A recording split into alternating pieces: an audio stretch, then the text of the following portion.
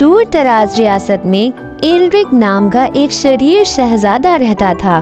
اس کا دل گہری کھائی کی طرح تاریخ تھا اور اس کے ذہن میں ناپاک خواہشات پائی جاتی تھی۔ ایلرک کی سب سے عجیب خصوصیت اس کی سبز داڑھی تھی، جو آئینو بیلوں کی طرح مڑی ہوئی اور گھنگھری ہوئی تھی۔ لوگوں نے سرگوشی میں کہا کہ اس میں ایک راز ہے، ایک ایسی لعنت جس نے اسے اس کی پورے طریقوں سے باندھ دیا۔ ایلرک کے عزائم کی کوئی حد نہیں تھی۔ وہ نہ صرف اپنی سلطنت پر بلکہ تمام زمینوں پر اقتدار کے خواہاں تھے۔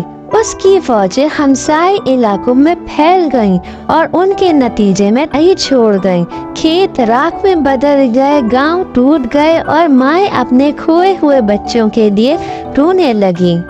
ہری داڑھی والے نے افراتفری کا لطف اٹھایا۔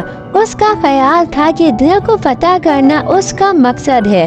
پھر بھی کھنڈرات کے درمیان ایک پیشن گوئی سامنے آئی، ایک جس نے ہری داڑھی والے کی قسمت میں ایک موڑ کی بات کی۔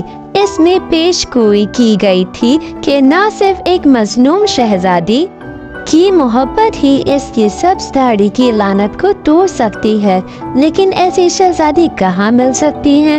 ہری داڑھی والے نے اس خیال کا مذاق اڑاتے ہوئے اسے محض داستان قرار دے کر مسترد کر دیا۔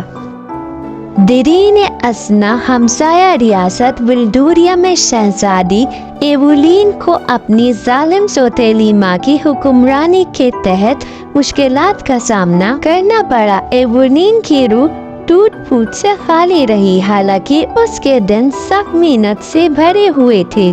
وہ قلعے کے باغات کی طرف مائل تھی، ان کے ہاتھ مٹی سے رنگے ہوئے تھے اور ان کے خواب بھولے ہوئے پھولوں کی پتیوں میں بنے ہوئے تھے۔ ایک افسوسناک دن جب ایوولین ایک نایاب نیلے گلاب کی طرف دیکھ رہی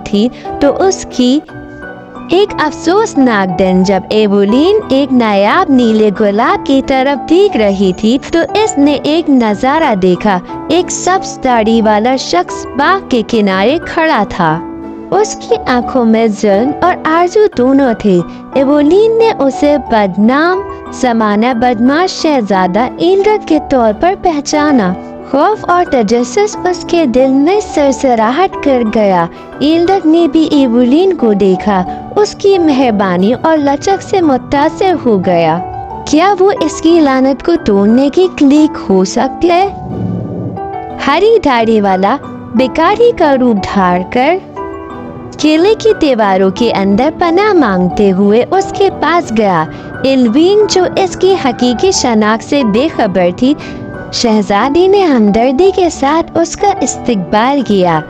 جیسے جیسے دن ہفتوں میں بدلتے گئے، ہری داڑھی والا اور شہزادی ایلوین نے کہانیاں شیئر کی۔ اس نے اپنی توہات کے بارے میں بات کی، جبکہ اس نے آزادی کے لیے اپنے خوابوں کو ظاہر کیا۔ ان کی غیر متوقع دوستی پروان چڑھی اور ایلرک کی سبز داڑھی اس کی موجودگی کم منحوس لگ رہی تھی۔ وہ سوچ رہا تھا کہ کیا واقعی محبت اس کی نجات ہو سکتی ہے، لیکن موڑ اس وقت آیا جب ایلوین نے ایلرک کی حقیقی شناخت کو دریافت کیا۔ حیران اور دھوکہ کھانے کے بعد اس نے شہزادے کا سامنا کیا۔ تم شریر شہزادے ہو، تم نے مجھے دھوکہ کیوں دیا؟ ہری داڑھی والے نے اپنی لعنت پیش ہوئی اور نجات کی مایوس کن امید کا اعتراف کیا۔ ایلوین کا دل نرم ہو گیا۔ اس نے سبز داڑھی سے باہر اندر کی اذیت زدہ روح کو دیکھا۔ شہزادی نے کہا، شاید محبت تاریخ ترین دلوں کو بھی شفا دے سکتی ہے۔ انہوں نے مل کر ایک خطرناک تلاش کا آغاز کیا، پھولی ہوئی دیووں کے آنسو کو تلاش کرنے کے لیے جو صخر انگیز جنگل کے اندر گہرائی میں چھپا ہوا تھا۔ کہا جاتا تھا کہ یہ آنسو کسی بھی لعنت کو توڑ سکتا ہے۔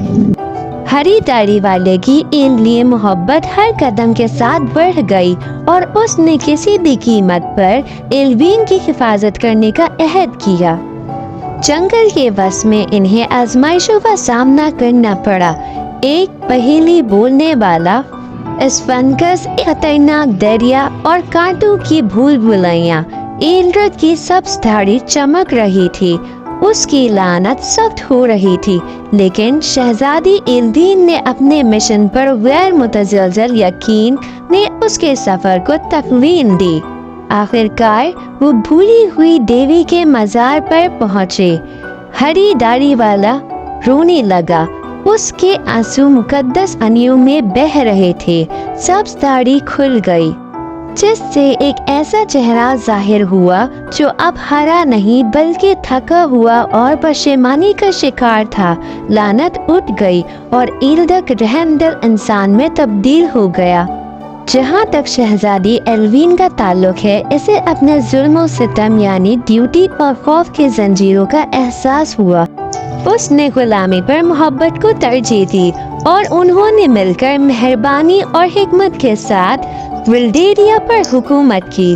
एल्ड्रिड की सब्ज दाढ़ी अब फूलों से खिल रही थी, जो इनकी मुश्तरका निजात की अलामत थी।